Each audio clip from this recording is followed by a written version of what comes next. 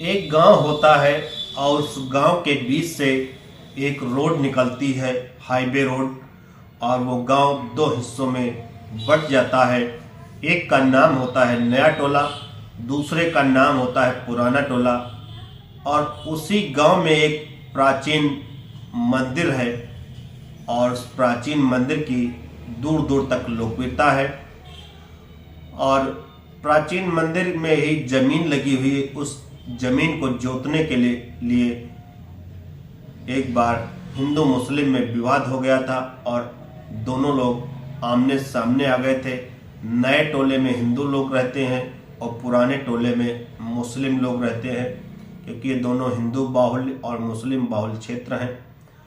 तो जब आमने सामने आ गए, किसी न किसी तरीके से इसमें वो लड़ाई हटी और समझौता हो गया। फिर उसके बाद एकाएक उस प्राचीन मंदिर के पुजारी 10 दिसंबर 2023 को गायब हो जाते हैं और सुबह पता चलता है कि वो पुजारी गायब हो गए हैं और सब लोग ढूंढने में लग जाते हैं। और इसी को लेकर के उनके भाई ने थाने में एफआईआर भी करवाई, एप्लीकेशन, लेकिन पुलिस उसको हल्के में लेती है और ऐसे ही चलता रहता है। एक दिन ऐसा होता है कि गांव के किनारे लाश पड़ी मिलती है और उसकी पोस्टमार्टम कराया जाता है। और पोस्टमार्टम के बाद जो ही आती है डेड बॉडी और लोग इकट्ठा हो जाते हैं और मुस्लिमों पर आरोप लगाने लगते हैं कि क्योंकि उनको शंका होगा कि कुछ दिन पहले वही विवाद भी हुआ था मंदिर की जमीन को ही लेकर के, और आज मंदिर का पुजारी गायब हो गया है। जब ये देखते देखते वो लोग भारी भीड़ में इकट्ठा हो जाते हैं, जमघट लग जाता है और फिर पुलिस आ जाती है और पुलिस समझा बुझा करके उनको समझाती है, लेकिन वो लोग नहीं मानते हैं। और फिर उसके बाद सांसद विधायकों का भी आना जाना लग जाता है वहाँ, और देखते देखते वो भीड़ इतनी उग्र हो जाती है कि थाने की गाड़ियों को भी जला देती है। और सभी लोग यही मांग करते हैं कि पुलिस जल्द से जल्द जो इसमें अपराधी हैं उनकी गिरफ्तारी करे।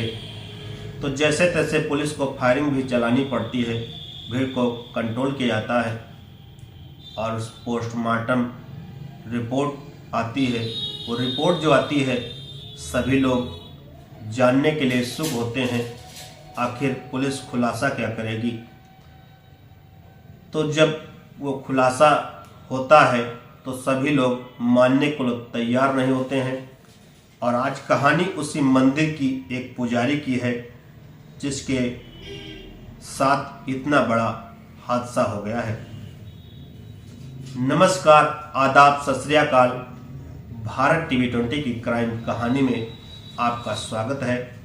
उम्मीद है आप लोग स्वस्थ होंगे और मस्त होंगे और अपना अपना ख्याल रख रहे होंगे। आज की जो सच्ची कहानी मैं सुनाने जा रहा हूँ, कहानी बिहार प्रदेश के गोपालगंज जिले के थाना क्षेत्र मांझागढ़, और मांझागढ़ थाना क्षेत्र का एक गांव लगता है दानापुर। मैं बात कर रहा हूं 16 दिसंबर 2023 की। सुबह लोग खेतों की तरफ जा रहे थे और जब जा रहे थे तो दुर्गंध आ रही थी। तो जब एक सुधा डेयरी गांव के बाहर बनी हुई थी और डेयरी के पास पहुंचे तो तेजी से दुर्गंध आने लगी। तो एक व्यक्ति ने उस दुर्गंध का पीछा करते करते कि आखिर ये दुर्गंध आ कहाँ से रही है और कैसी दुर्गंध है, इसका पता लगाने के लिए उस दुर्गंध के पीछे पीछे बढ़ा। और सुधा डेयरी के पीछे जो ही पहुंचा तो देखा कि एक लाश पड़ी हुई है और उस लाश की आंखें निकाल ली गई हैं। तो वो व्यक्ति जोर जोर से चिल्लाने लगा, और जब वो चिल्लाने लगा तो गांव के और लोग भी इकट्ठा हो गए। वहां देखते देखते जमघट सा लग गया। और जब वो लाश निकाली गई तो लोग देख करके उग्र हो गए और लोग इधर रोड जाम कर दिया और आरोप प्रत्यारोप लगाने लगे, क्योंकि जो रोड निकली थी उसके दो पार्टों में, एक इधर नया टोला था और उधर दूसरा पुराना टोला था। नए टोले में हिंदू बाहुल्य के लोग थे और पुराने टोले में मुस्लिम बाहुल्य क्षेत्र था। और यहाँ पर एक मंदिर था, दानेश्वर नाथ शिव मंदिर, प्राचीन मंदिर। इस मंदिर को लेकर के, मंदिर की जमीन को लेकर के कुछ दिन पहले विवाद भी हुआ था हिंदू मुस्लिम में, तो उसको भी लेकर के शंका जा रही थी कहीं न कहीं पुजारी की हत्या मुसलमानों ने की है, मुस्लिम वर्ग के लोगों ने की है। तो वो पुलिस बराबर मांग कर रहे थे और पुलिस वहाँ पर देखते देख पहुँच जाती है और उस भीड़ को कंट्रोल करने के लिए, इसलिए लेकिन भीड़ कंट्रोल नहीं होती है, पुलिस की गाड़ी भी जला देती है। देखते देखते वहाँ सांसद, विधायक और भी लोग पहुँच जाते हैं और पुलिस के आला अधिकारी भी वहाँ पहुँचने लगते हैं और भीड़ को कंट्रोल करने के लिए हवाई फायरिंग भी करनी पड़ती है। जब हवाई फायरिंग की जाती है तो भीड़ कंट्रोल होती है और इस बीच लाश को पोस्टमार्टम के लिए भेज दिया जाता है। और पोस्टमार्टम रिपोर्ट जो ही आती है और इस बीच पता चलता है कि उस पुजारी की आंखें निकाल ली गई हैं और जीभ काट दी गई, जीभ के साथ साथ उनके गुप्तांगों को भी काट दिया गया है। तो ये देख करके भीड़ और उग्र हो जाती है और मांग करती है कि जल्द से जल्द जो दोषी हैं उनकी गिरफ्तारी की जाए। और इधर पुलिस छानबीन में जुट जाती है।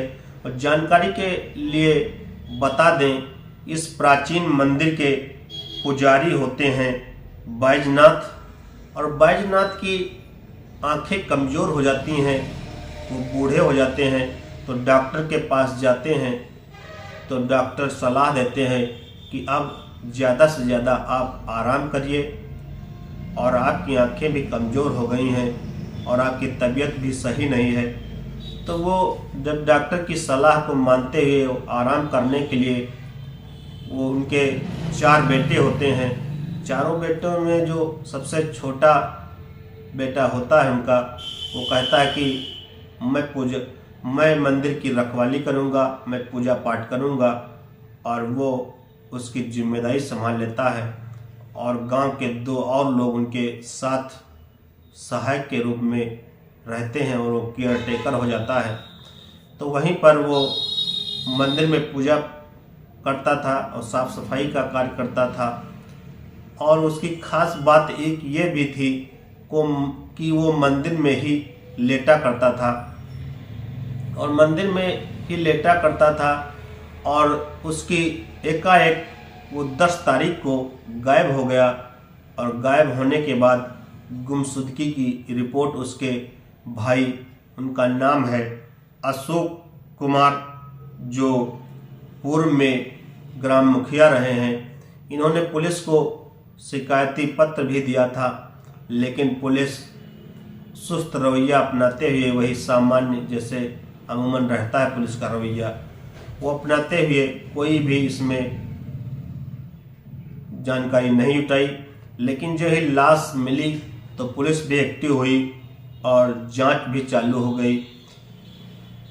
तो धीरे धीरे जब पुलिस ने जांच पड़ताल शुरू किया तो उसके हाथ कुछ नहीं लगा, लेकिन एक सीडीआर, इस बीच उसने उनके पुजारी के फ़ोन का सीडीआर निकलवाया। तो सीडीआर में एक नंबर, वही 10 तारीख के 12 बजे रात को जो उसके पास फ़ोन आया, उसके बाद पुजारी वहाँ से निकलकर चले गए। अब कहाँ गए ये कैमरे में भी कैद हो गया था पुजारी के जाते हुए भी।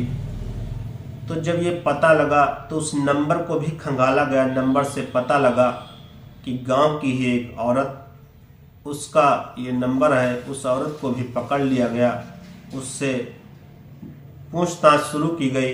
तो पहले तो इधर उधर वो बकाती रही पुलिस को, लेकिन जब पुलिस ने अपने स्तर से कड़ाई से पूछताछ किया तो उसने बताया और एक और नाम लिया अमित कुमार का, जो नेहा कुमारी का भाई था।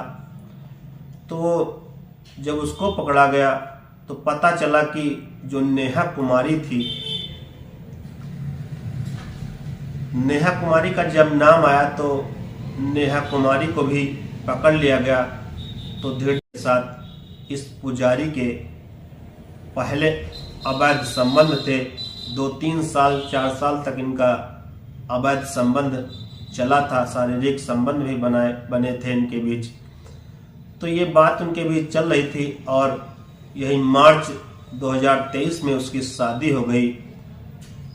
और शादी के बाद वो एक बार गांव में उसकी चचेरी बहन की शादी थी, वही 10 दिसंबर को शामिल होने 2023 को शामिल होने उस शादी में आई थी। और जब उसमें शामिल होने आई और तो ये मंदिर में जब पूजा करने गई तो इस पुजारी ने उसका हाथ पकड़ कर खींच लिया, एकांत में ले जाने की कोशिश की। उसके पति ने ये सब देख लिया तो उसके पति ने उससे पूछा, नेहा कुमारी से, कि ये बताओ वो पुजारी तुम्हारा हाथ क्यों खींच रहा था। तो बार बार ये पूछ रहा था लेकिन वो बता नहीं रही थी। और इस बीच वो टॉर्चर करता उसको फोन से भी और अनेक प्रकार की प्रताड़ना देता।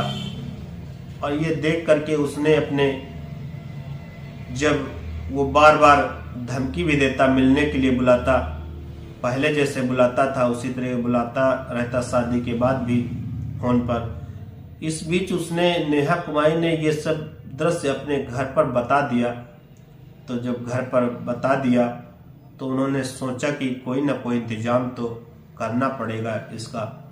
तो उसने फिर यही नेहा कुमारी की चाची, उनका नाम होता है, उनका नाम चाची का सुनीता देवी को सुनीता देवी के नंबर से वो फ़ोन करते हैं और उसको बुलाते हैं 12 बजे। तो वो 12 बजे सुनीता देवी के नंबर से फ़ोन आने के बाद वो चले जाते हैं। और जब चले जाते हैं वहाँ पहुँचते हैं तो उनको 10 तारीख को ही बंधक बना लिया जाता है। और क्योंकि उनके पास, उन्होंने कहा कि हमारे पास एक अश्लील आपका वीडियो है, अगर हमसे आओगी नहीं मिलने तो मैं ये वीडियो हमारे पास है, इसकी धमकी दिया करता था। तो उनको जब बंधक बना लिए गए, उनसे पूछा गया वीडियो दिखाओ, वीडियो कहाँ है, तो उन्होंने नहीं बताया। तो उनको अनेक प्रकार की प्रताड़ना भी दिया गया, लेकिन उन्होंने नहीं बताया होगा तो इसलिए उन्होंने उनकी आंखें भी निकाल ली, उनकी ज़बान भी काट ली और उनके गुप्तांगों को भी काट दिया और उनके गर्दन में सरिया भी डाल दी, उनको उसी में बांध दिया था और वो पट्टे से उनके मुंह में कपड़े गूंथ दिए थे। तो ये उनके जब 2-3 दिन बीत गए तो शरीर से कहीं ना कहीं दुर्गंध भी आने लगी थी। तो उन्होंने देखा इस लाश को कहाँ ठिकाने लगाएं, तो उन्होंने सुधा डेयरी के पास डाल दिया था। और जब ये खुलासा हुआ तो सभी लोग, गांव के लोग चौंक गए और वो मानने के लिए तैयार नहीं हुए। जब पुलिस ने इसका खुलासा किया तो पुलिस ने कहा कि आप विश्वास माने या ना माने, हमारे पास पूरे सब प्रूफ हैं, प्रूफ सहित हमने ये खुलासा किया है, सारे एविडेंस हमारे पास मौजूद हैं। पुलिस ने बताया कि इसका नेहा कुमारी से अवैध संबंध था और उसी को लेकर के इनकी जब उसकी शादी भी हो गई तब भी ये टॉर्चर करता था और अश्लील वीडियो की धमकी देता था और उसका हाथ पकड़ के खींच लिया था। इसको देखते हुए उनके परिवार वालों ने इनसे वीडियो लेने की कोशिश की, लेकिन इन्होंने वीडियो नहीं दी। तो धीरे धीरे उनका गुस्सा बढ़ता गया और उन्होंने अनेक प्रकार की उसके साथ प्रताड़ना की और धीरे धीरे ये सब किया और उनकी मौत हो गई। तो सभी लोग, लेकिन फिर भी लोग मानने के लिए तैयार नहीं थे। उनका आरोप था कहीं ना कहीं ये पुलिस ने गलत बताया है ऐसा हो ही नहीं सकता। एक पुजारी पर इतना बड़ा आरोप लगा रहे हैं लोग, और ऐसा हो ही नहीं सकता है। तो ये कहीं ना कहीं उनका मुख्य उद्देश्य वही मुस्लिम वर्ग के लोगों की तरफ था, लेकिन पुलिस ने अपना खुलासा किया और सभी लोगों ने स्वीकारा या नहीं भी स्वीकारा, लेकिन ये कहानी कहीं न कहीं उस अवैध संबंधों की थी जिससे पुजारी की मौत हो गई। और उनकी जो वहाँ के निवासी थे उनकी शंका कहीं न कहीं मुस्लिम वर्ग पर जाता था। लेकिन इसकी कहानी एक नेहा कुमारी के अवैध संबंधों को लेकर के उनकी मौत हुई। उनके परिवार वालों ने उनको अनेक प्रताड़ना दे करके उनकी आंखें पहले निकाल ली, आंखों के साथ साथ उनकी जबान भी काट ली, और जबान के साथ साथ उनके गुप्तांगों को भी काट दिया, और उनके गले में लोहे की रॉड डाल दी, और उनको गले से उनका दुपट्टा से बांध दिया था, दुपट्टा से, और उनके मुंह में कपड़े डाल दी, गूंज दिए थे जिससे वो चिल्ला न पाए। और फिर उस लाश को ठिकाने लगाने के लिए उन्हें सुधा डेयरी के पास उसको डाल दिया, और लाश सड़ गई, दुर्गंध आने लगी। तो ये खुलासा वहाँ के लोगों ने खैर स्वीकार नहीं किया है। उन्होंने कहा कि पुलिस ने जल्दबाजी में ये गलत ऐसा बयान दिया है। तो खैर जो भी हो, पुलिस ने पुख्ता सबूत दावा भी किया है कि हमारे पास पुख्ता सबूत हैं। उसने चार्जशीट लगाई और वो उसमें पकड़े गए नेहा कुमारी और नेहा कुमारी की चाची सुनीता देवी, और सुनीता और नेहा कुमारी का भाई अमित कुमार, ये सब पकड़ करके पुलिस की हिरासत में जेल भेज दिए, और पुलिस ने दावा किया है कि कड़ी से कड़ी सज़ा दिलाने के लिए। और फिलहाल जो भी होता है वो, लेकिन वहाँ की पब्लिक ये सब मानने के लिए तैयार नहीं है। तो आज के लिए बस इतना ही, फिर आगे फिर मिलेंगे। तब तक के लिए देखते रहिए भारत टीवी 20 की क्राइम कहानी। हमारे चैनल को लाइक, शेयर और सब्सक्राइब करना न भूलें।